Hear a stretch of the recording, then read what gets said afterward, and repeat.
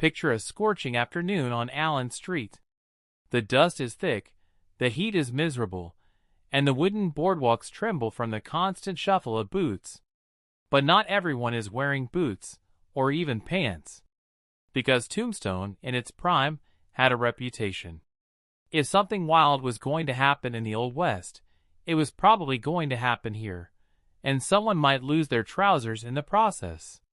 Behind the polished legend of Wyatt Earp and Doc Holliday lay a town overflowing with vice, saloons stacked shoulder to shoulder, and a thriving red light district that operated 24 hours a day. At night, Tombstone glowed like a desert carnival, noisy, reckless, and always one whiskey away from a fistfight or a gunfight. Studio microphone. The Saloons, a drunkard's paradise. In 1881, Tombstone boasted nearly 110 saloons, and that wasn't even counting the informal bars, basically someone with a jug, a table, and a willingness to ignore licensing laws. If you had a nickel, you could drink. If you had a dime, you could drink better. And if you had a quarter, well, the ladies upstairs were more than happy to entertain.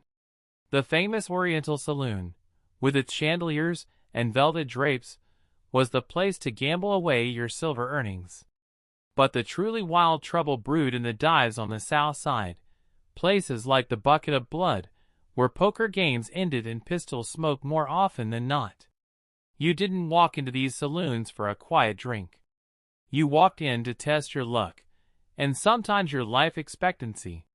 Studio microphone. The red light district, the Soiled Doves Row. South of Fremont Street lay the district the locals called Hoptown, because the clientele were always hopping from one brothel to the next.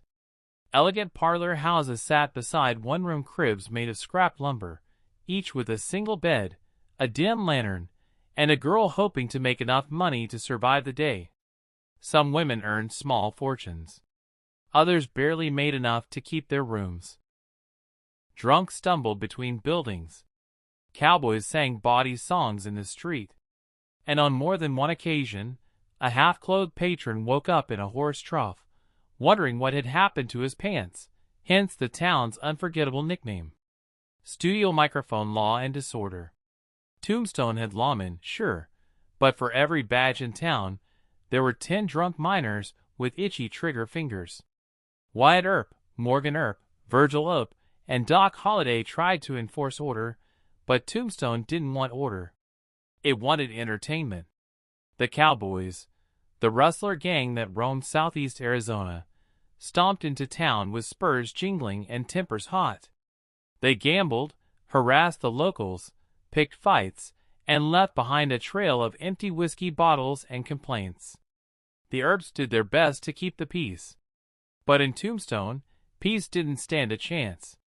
The tension finally exploded on October 26, 1881, in the most famous 30 seconds in frontier history. The gunfight at the OK Corral. But here's what most people forget. That wasn't the most violent thing that happened in Tombstone. It was just the most public. The real bloodshed happened nightly, in the saloons and streets, where arguments over a poker pot or a lady of the night ended faster than the bartender could duck behind the counter. Studio microphone. A town of extremes. Tombstone was a place where fortunes were made and ruined in a single afternoon. A place where a gunfight was a common inconvenience.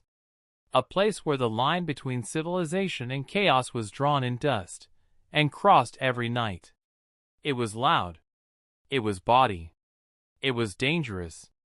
And that's exactly why thousands flocked there. Tombstone wasn't just a chapter of the Old West. It was the entire book, ripped from the shelf, set on fire, and thrown into the street during a fistfight. Today, Tombstone is a tourist attraction, reenactments, gift shops, staged gunfights. But if you listen closely, when the desert wind blows down Allen Street, you can almost hear the piano music from the Oriental, the laughter of the soiled doves, the shouting cowboys, and the gunshots that once echoed through town like a heartbeat. Tombstone wasn't just too tough to die. It was too wild, too hot-tempered, and too rowdy to ever be forgotten. After all, any town where men regularly lost their pants has earned its place in history.